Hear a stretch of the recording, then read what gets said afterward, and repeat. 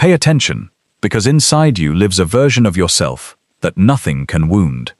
A version who can walk through betrayal without turning bitter, who can hear criticism without losing an ounce of calm, and who stands so solidly in their own center that other people's chaos feels no more dangerous than rain hitting a mountainside.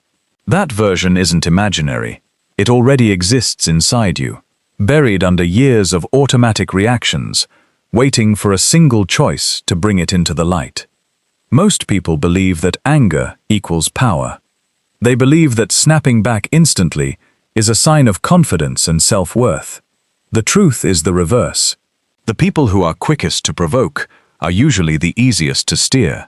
Every insult that ruins your peace, every betrayal that keeps you staring at the ceiling at night, every small annoyance that wrecks your mood, all of it proves that someone else has taken hold of a piece of your mind that should have belonged to you alone. The old Stoics grasped something most people never figure out. Genuine strength isn't found in winning debates or crushing your opponents. It's found in becoming so emotionally grounded that no person, no insult, and no hard circumstance can turn you into someone you never intended to be. That's the kind of strength we're going to build together. In this video, I'll walk you through 10 timeless Stoic principles that turned ordinary men into calm, disciplined, unshakable individuals. Each idea builds on the one before it, and the further you go, the more command you gain over your emotions, your choices, and your entire life. By the final principle, you'll understand why the hardest people to offend are usually the ones holding the most power.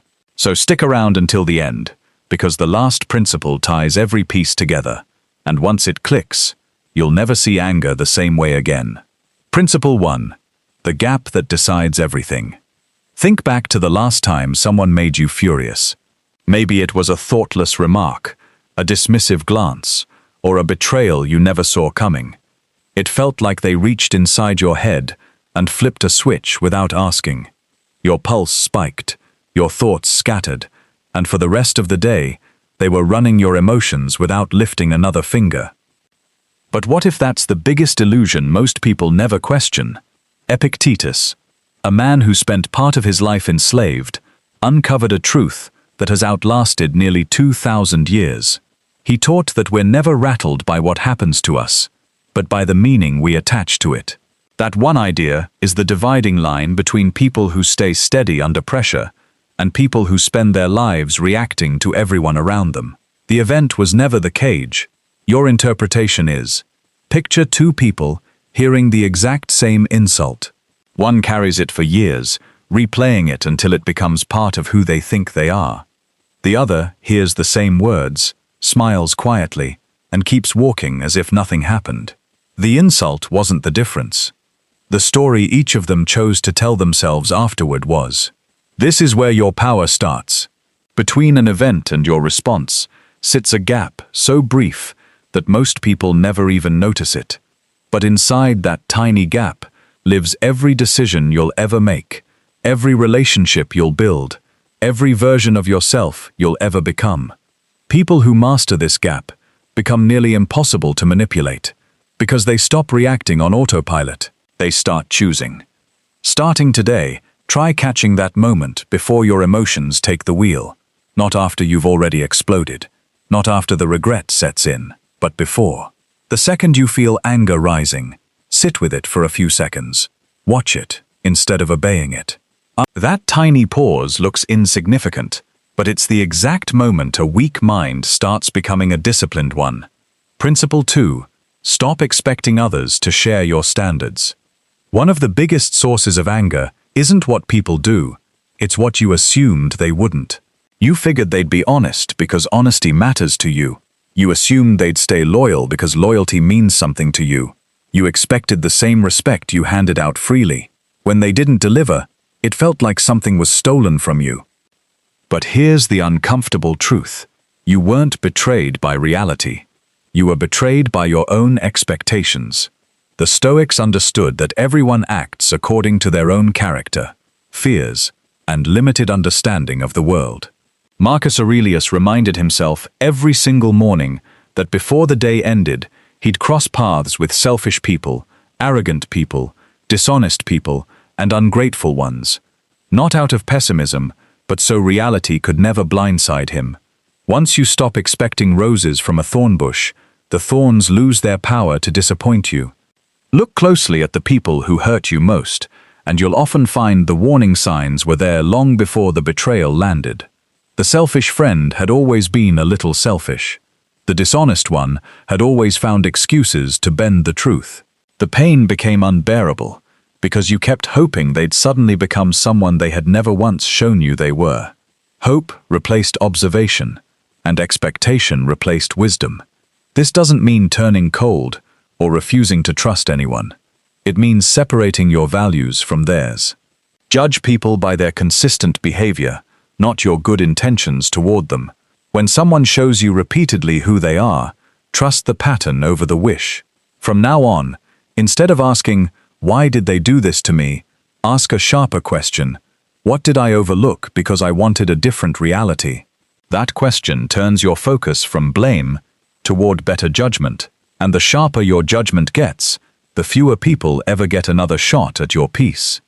But even once you stop over-expecting from others, one trap still snags almost everyone: the desperate urge to be proven right. And that invisible fight has quietly destroyed more peace and more relationships than almost anything else. Principle 3. The prison of needing to be right. There's a prison millions of people enter daily, and almost none of them realize they're inside it. No walls, no bars, no locked door. Just one dangerous belief: I have to prove that I'm right.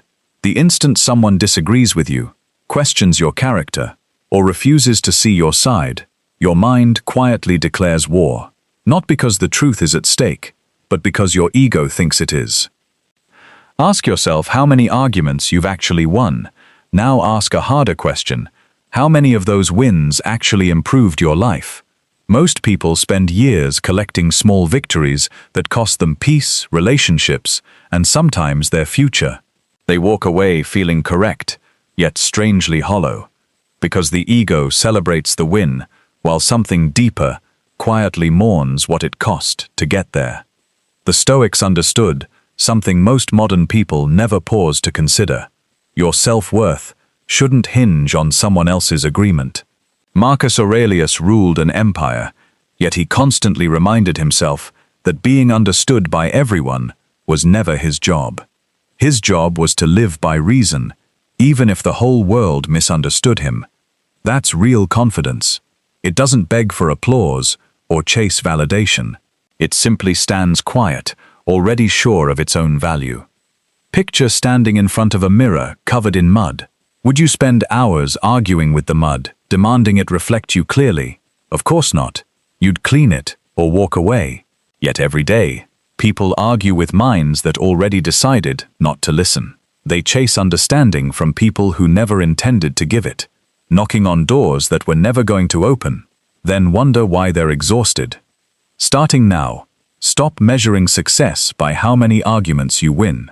Measure it by how many you no longer need to fight. Because every unnecessary argument drains your attention, and attention is the most valuable currency you have. The strongest person in the room is rarely the loudest. It's the one who knows exactly when silence has already made the point. But there's a deeper level of freedom still ahead. Even after you stop arguing, people can keep living rent-free in your head for days, weeks, or years, and as long as they're there, they still control a slice of your life. Principle 4. The second arrow. Very few people are destroyed by what actually happens to them. They're destroyed by what they keep doing to themselves afterward. The insult lasts 5 seconds. They replay it for 5 years. The betrayal happens once. They relive it every night before falling asleep. The rejection ends in an instant, yet they drag it into every future relationship, every new opportunity. Every quiet moment their mind has nothing else to fill. The world wounded them once. They chose to keep the wound open. The Stoics believed that pain is often unavoidable, but prolonged suffering is usually a hidden choice disguised as habit. The first hit belongs to life. The second hit is the one you deliver to yourself every time you replay the memory, rewrite the argument, imagine a different ending, or wonder what you should have said. That second hit is always heavier because you repeat it thousands of times until it becomes part of your identity. Imagine holding a burning coal because someone else threw it at you. At first, the pain belongs to them, but after a few minutes, the pain belongs entirely to whoever refuses to let go. That's exactly how resentment works. Every day you keep carrying it, you're inviting yesterday to run today, and yesterday always says yes. This is why some people never truly move on. Their bodies live in the present, while their minds stay trapped in conversations that ended years ago. They wake up believing it's a new day, when really, they're reliving the same emotional loop with different scenery. Time alone doesn't heal, awareness does. Healing starts the moment you stop feeding old memories with fresh attention. From now on, whenever your mind drags you back into an old fight or old betrayal, ask yourself, am I remembering this to grow wiser or just to suffer again? That question exposes whether your mind is chasing freedom or feeding an addiction to pain. The strongest people aren't the ones who never get hurt. They're the ones who refuse to keep bleeding from the same wound forever. But even after you learn to release the past, one enemy remains more dangerous than any insult or betrayal combined. It's been with you since childhood. It speaks in your own voice, and most people obey it without ever realizing they had a choice. Principle 5. The voice that sounds like yours. There's someone you've listened to every single day of your life. Someone who knows every mistake you've made, every fear you've hidden, every regret you wish you could undo. This voice trails you into every room, every relationship, every decision. Most people spend their lives fighting difficult people, never realizing the biggest thief of their peace has been speaking from inside their own head the whole time. Marcus Aurelius wrote something that has changed countless lives. Your mind takes on the shape of your most repeated thoughts. Think about what that actually means. If your inner voice keeps insisting you were disrespected, abandoned, underestimated, or broken, your mind slowly builds a world where every new experience becomes proof of that same story. Reality bends toward whatever you keep repeating to yourself, true or not. Watch your thoughts closely the next time someone hurts you.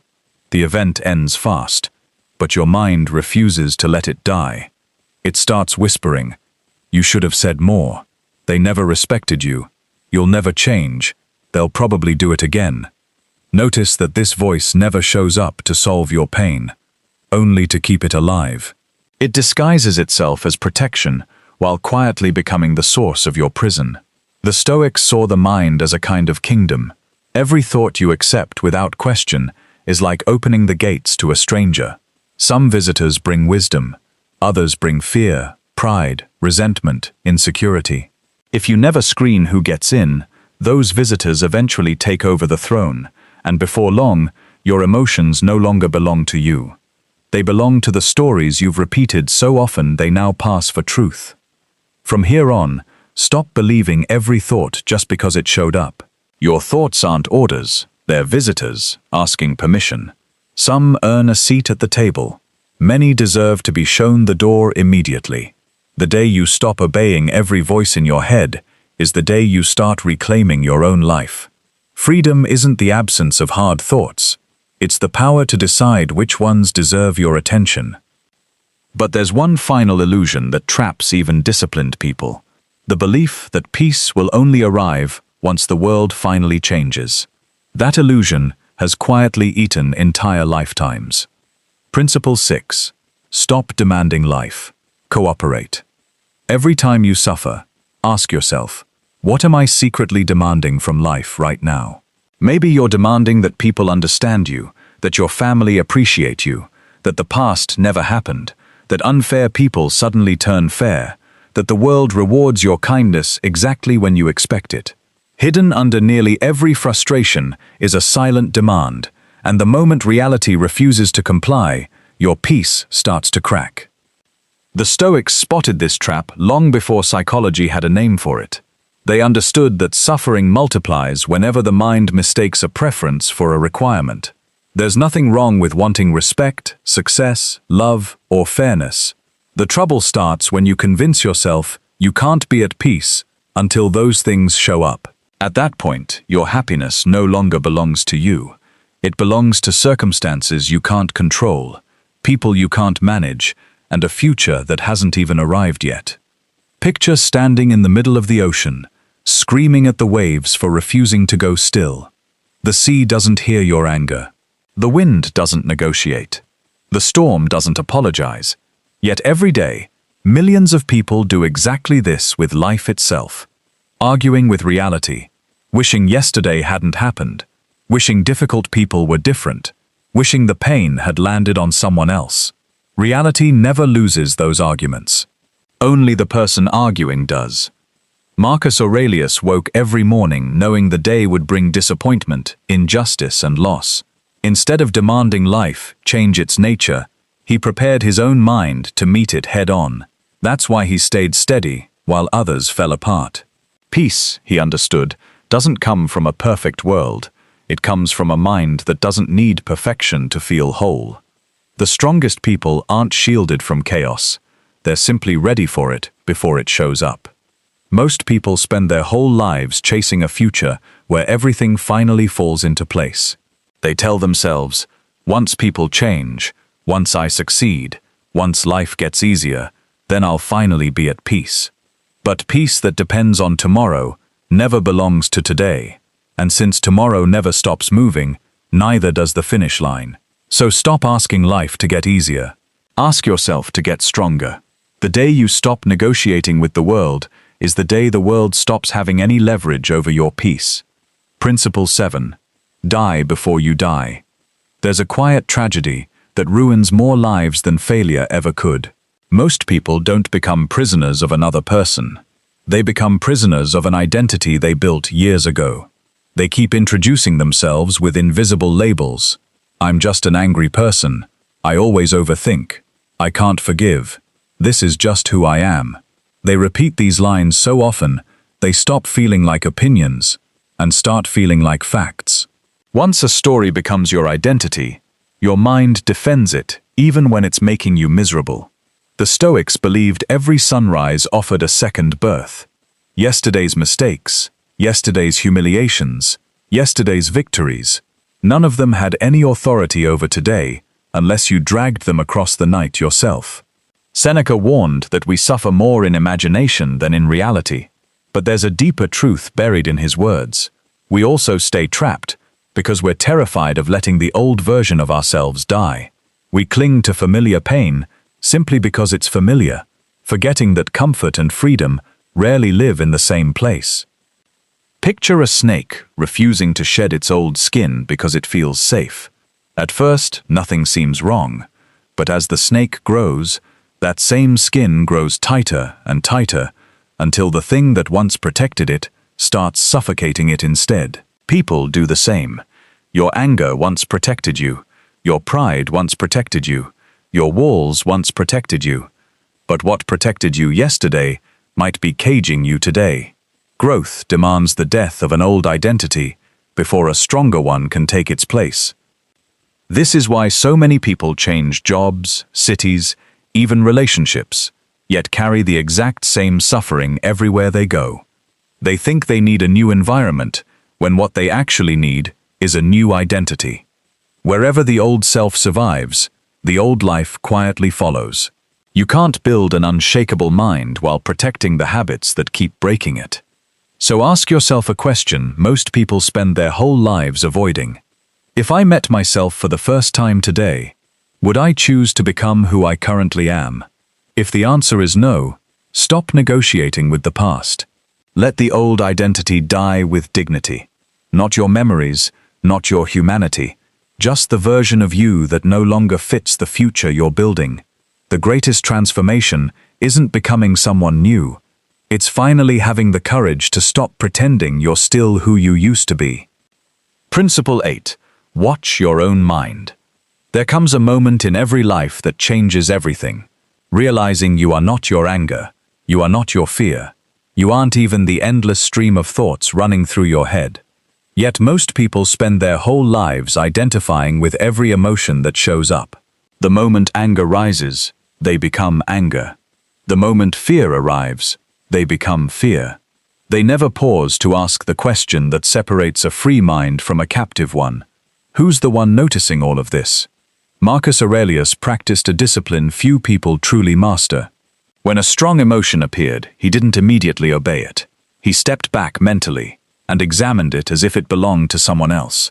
He understood that the moment you start observing an emotion, instead of becoming it, that emotion starts losing its grip on you. Awareness creates distance, and inside that distance, freedom quietly takes root.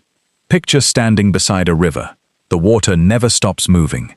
Leaves, branches, and debris drift past constantly. Now imagine diving in every single time a piece of debris floats by. You'd spend your whole life fighting a current that never ends. Your thoughts work the same way, constantly shifting, constantly trying to drag you into stories that may have nothing to do with reality. Wisdom isn't stopping the river. Wisdom is standing on the bank, watching it flow, without getting swept away. This is why the strongest people are often the quietest. Their silence isn't weakness, it's observation. While everyone else reacts on autopilot, they're watching their own minds with real clarity, noticing anger before it becomes words, pride before it becomes conflict, fear before it becomes surrender. That single habit gives them a level of self-control that looks like natural talent, but is really years of quiet discipline. From now on, practice becoming the observer instead of the actor. When anger shows up, instead of "I am angry," try "Anger is visiting me." When fear arrives, instead of "I am afraid," try "Fear has appeared." Those small word shifts quietly break the chain between you and your emotions. You start remembering that emotions are temporary guests, not permanent rulers. They can knock, they don't get to own the house. Principle 9. Live like this moment won't come back. Close your eyes for a second and imagine you've been given one final sunrise, one final conversation with the people you love, one final chance to feel the wind, hear the rain, notice your own heartbeat. Now ask yourself, something most people avoid their entire lives. Would you still waste this day trying to prove a stranger wrong? Would you still replay an insult from someone whose name the world will soon forget? The tragedy of a human life isn't that it's short, it's that we live as though it's endless, trading irreplaceable days for emotions that won't matter in the end. The Stoics practiced something that unsettled most people: memento mori. Remember that you will die, not as a threat, but as a release. Marcus Aurelius reminded himself that everyone who praised him, criticized him, loved him, or hated him would vanish just as he would. Suddenly, the argument that felt so urgent became small. The insult lost its sting. The ego lost its appetite. Seen through the lens of mortality, almost everything the mind clings to reveals itself as painfully minor. Look at the people around you. One day, every face you know becomes a memory. Every place you've visited will belong to another generation entirely. Even your own name, spoken so often now, will eventually be spoken for the last time. That's not a reason to fear life. It's a reason to stop wasting it. Every minute spent nursing resentment is a minute permanently gone from the only life you were ever given. Every night spent arguing with yesterday is another sunrise you'll never get back. Picture holding a glass so thin it could shatter at any second. You wouldn't grip it in anger. You wouldn't hurl it across the room over some offense. You'd handle it with real care, because you understand its worth. Your life is far more fragile than that glass, yet most people protect their belongings more carefully than their own peace. They gamble away hours, months, years, on things that won't matter by the time they reach the end of the road. So live like today isn't guaranteed to repeat. Speak with intention. Forgive faster. Walk away from fights that only feed your ego. Guard your attention like it's the most valuable thing you own, because it is. The day you truly accept your time is limited is the day you stop living like you have forever. And strangely, that's the day you actually start feeling alive. Only one principle remains. It isn't about controlling your emotions, your thoughts, or even your time. It's about becoming someone whose peace no longer depends on anything outside of them. This is where everything you've learned finally comes together. Principle 10. Become the mountain. Everything up to this point leads to one truth. You don't become free the moment people finally respect you. You don't become free when life stops hurting you. You don't become free when the world turns fair. You become free the instant your inner world stops being run by your outer one. That's the destination every Stoic spent a lifetime walking toward. Not perfection, not comfort, but a mind rooted so deep that no storm can uproot it. Picture a mountain under a sky that never holds still. One day the sun warms its face. The next, snow buries its peak. Violent winds crash against its cliffs. Thunder shakes the valley below. And still, the mountain never argues with the weather. It never begs a storm to stop, never celebrates sunshine as if it'll last forever. It simply remains what it is, strong, silent, unmoved. The mountain understands something most people never will. The storm is only a visitor, but your character is your home. Marcus Aurelius buried children. Seneca lost everything he'd built before being ordered to take his own life. Epictetus lived in chains, long before he ever spoke about freedom. None of them became great because life spared them from pain. They became great because pain failed to change who they chose to be. The world wrecked their plans, stripped their comfort, and tested every belief they held. Yet it could never touch the one thing they guarded above everything else: command over their own mind. That's why their words are still alive centuries later, while the names of the people who tried to break them have nearly vanished from history. Most people spend their lives trying to control things that were never theirs to control. Approval that fades, possessions that vanish, status that can disappear overnight, opinions that shift with the wind. Then one day they wake up feeling empty, because they built their identity on things that were never built to last. But the person who builds their life on character instead of circumstance becomes almost impossible to shake. Praise comes, and they stay humble. Criticism comes, and they stay steady. Success arrives, and they stay disciplined. Loss finds them eventually, and they remain whole, because their peace was never on loan from the world to begin with. So starting today, stop asking, "How can I make life easier?" Ask a better question instead. How do I become someone that even a hard life can't defeat? That single question reshapes every decision that follows. Every insult becomes training. Every failure becomes instruction. Every setback becomes a stone under your feet instead of a weight on your shoulders. This isn't the end of the road.